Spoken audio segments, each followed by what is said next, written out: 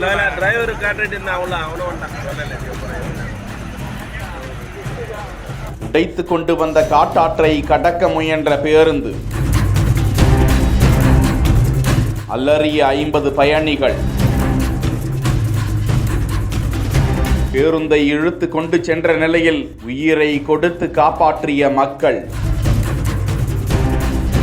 கடந்த சில தினங்களாக பெய்து வரும் மழையின் காரணமாக செங்கல்பட்டு மாவட்டம் மதுராந்தகம் அருகே ஏரிக்கு சுமார் 8000 கனஅடி தண்ணீர் வந்து கொண்டிருக்கும் நிலையில் அவை அனைத்தும் அப்படியே கிளியாற்றில் கடலுக்கு சென்று சேர்ந்து வருகிறது. இந்த நிலையில் கிளியாற்றில் வெள்ளப்பெருக்கு ஏற்பட்டு பவுஞ்சூர் தச்சூர் வழியாக செங்கல்பட்டு நோக்கி 50 பயணிகளுடன் வந்து கொண்டிருந்த தனியார் பேருந்து சகாயநகர் அருகே ஆற்று தரை பாலத்தை கடக்க முயன்ற போது வெள்ள நீரில் சிக்கிக் கொண்டது. பேருந்துக்குள்ளிருந்து அலறிய பயணிகளை பகுதி மக்கள் அவசரமாக வெளியேற்ற அந்த பேருந்தின் பாதி அளவுக்கு தண்ணீர் அதன் பிறகு நிரம்பியது. அதிர்ஷ்டவசமாக பயணிகள் அனைவரும் வேகமாக வெளியேற்றப்பட்ட நிலையில் பேருந்து வெள்ள நீரில் சிக்கியிருப்பதை அதிர்ச்சியுடன் மக்கள் கண்டு வருகிறார்கள்.